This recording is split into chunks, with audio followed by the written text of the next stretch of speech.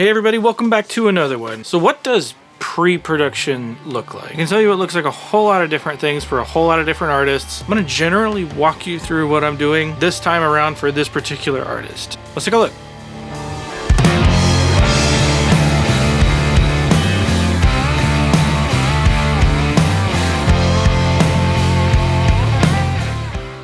For me, I need a keyboard.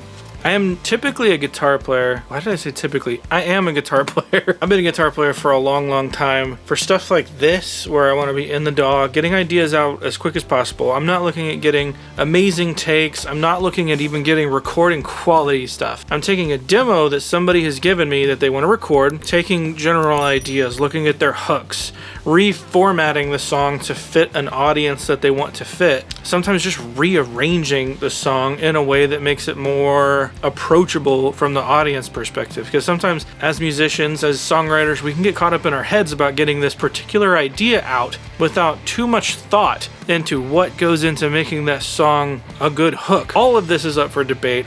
All of this is a point of personal taste, and that's a lot of it. That's why finding the right producer to do this for you makes such a big difference, and the discussions you have leading up to this point makes a big difference on the product that you're going to get in the end. So I have the idea of the song. I hear things in the demo that I really like that I want to bring out. There's a cool guitar hook that I really want to take a look at. The song drones a little bit. It's kind of like a psychedelic blues, kind of heavy thing, maybe along the lines of like a classic rock thing, but big drums. It's all a vibe. Listening to the demo, there's a lot of really cool moments. There's a lot of really cool directions that are very clear, and for me this works perfect as a demo because I can see the vision. It's not necessarily formed yet, but I can see what the artist wants out of it. I can hear certain sounds. I can feel certain things that I'm getting out of it.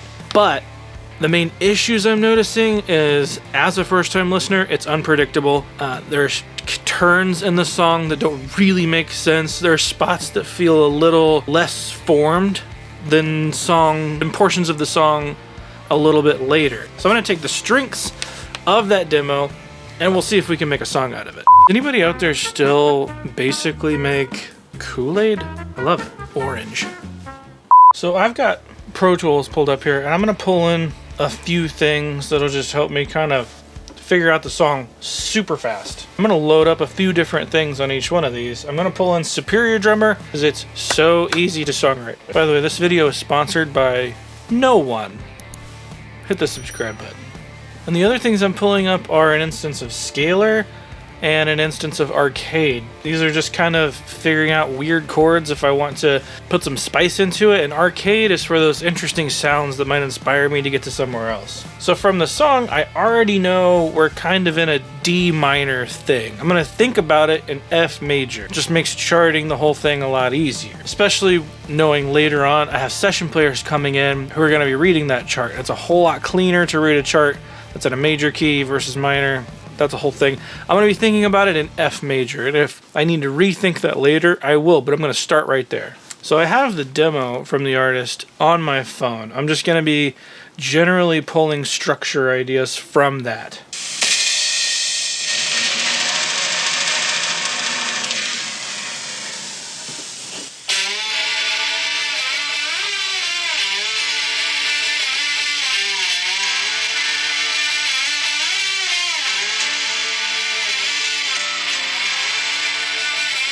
So I can tell we're in 4/4. 3, 4.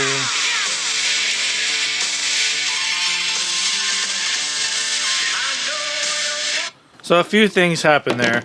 I have a feeling this is gonna kind of come together the further along we get into the song. So generally, right there, I hear that we're in D. I know the general tempo, but I can come up here into Pro Tools and tap it out. I hear that hook, the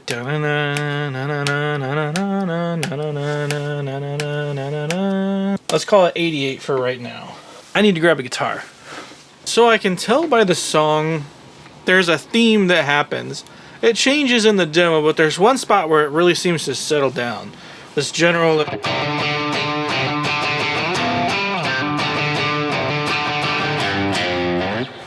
and it kind of follows that, but it's all over a D.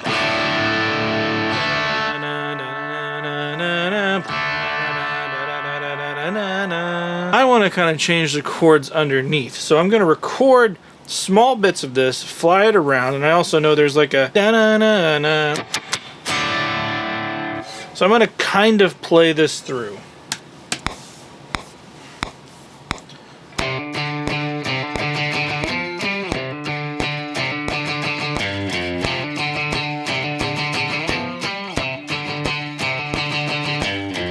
And there's also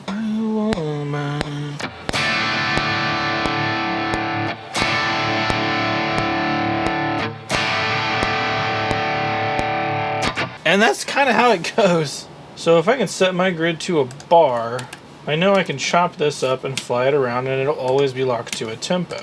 So if, let's say this happens 4 times, and immediately goes into this chorus.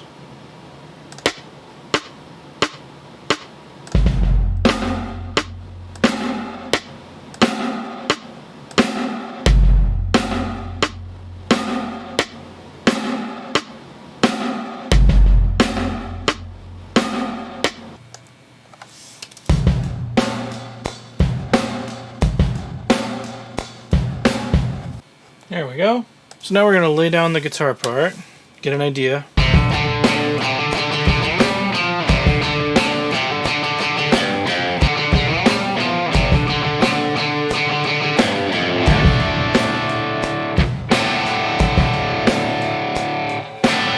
There's definitely ways to make this a whole lot cooler without just staying on that D shape the whole time. If I can move the bass around under that hook, at least we create some intentional movement through this thing, and then we can apply other sections.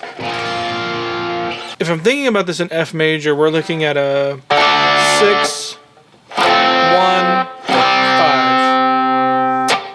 So let's try to make some intentional moves here.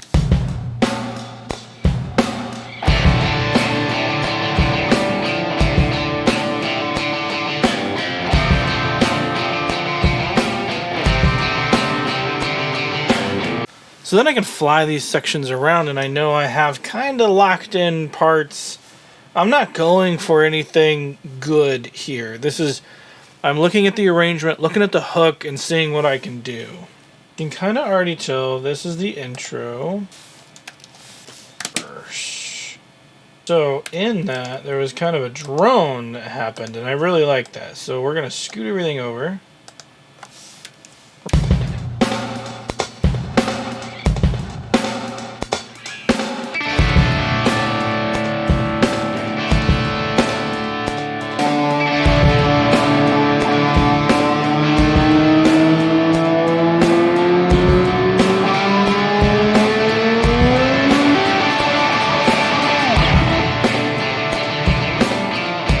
Okay, so we got a verse. I think this is where it would kind of be cool.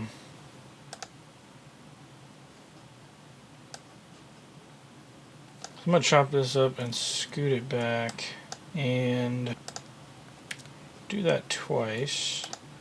Maybe once without that, and we'll bring these guys back. So big verse. I'll call that all in, and maybe we'll do that 2 bars. That might get cut down. Event time, cut time, boom, there we go. So let's see how this flows.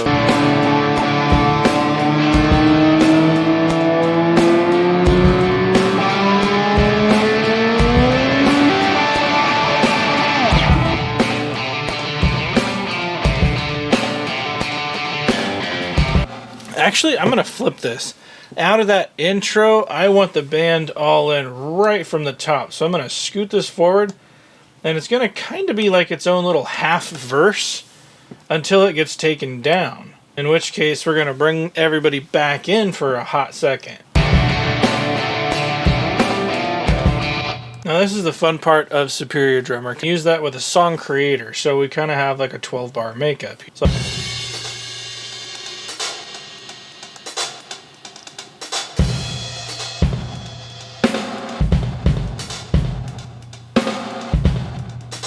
and it kind of follows our general structure that we already had. Super cool. This is why I love writing with Superior Drummer.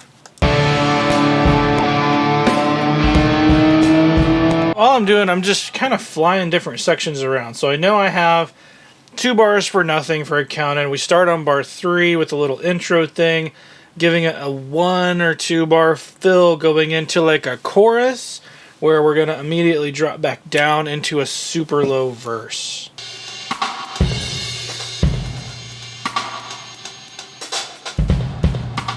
So I'm just tossing things in to make a general structure here.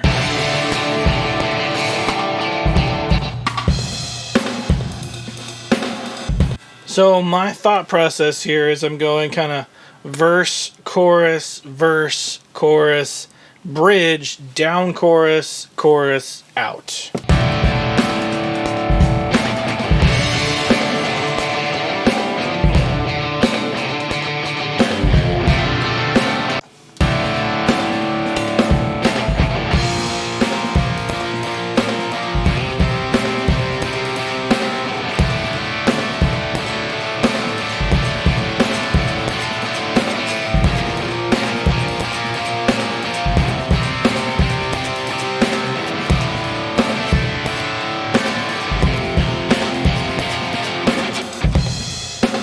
So that's pretty much it. I've got general song structure ideas taken from the original demo. Is this a finished product?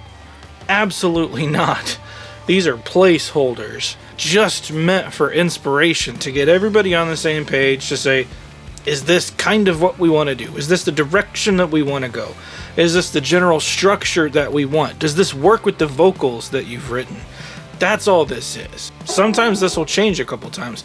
Sometimes this is enough that I know I'm going to make changes and hand those to the players. The players are going to be making changes anyway. This is really just the beginning stages of turning something into a song. I've taken from that demo and created different sections, verses, choruses, a bridge if we want it. So that's the idea with General Pre-Pro. This is a super fast, super quick little look into what I'm doing. Hope you enjoyed it. Hit the subscribe button. I'll see you in the next one.